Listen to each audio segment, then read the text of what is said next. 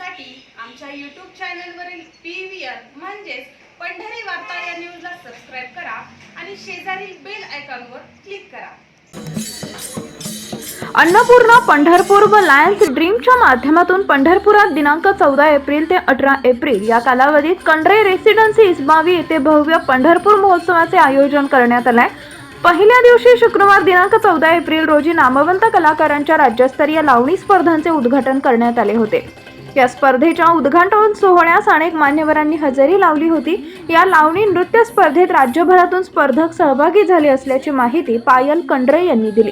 या नृत्य स्पर्धा पाहण्यासाठी प्रेक्षकांचीही मोठी गर्दी झाल्याचे दिसून आले। शुक्रवारी पार पडलेल्या लावणी स्पर्धेत सुरुवातीला पावसामुळे काही काळ व्यत्यय आला, मात्र तरीही रसिक प्रेक्षक आणि स्पर्धकांचा उत्साह टिकून राहिला।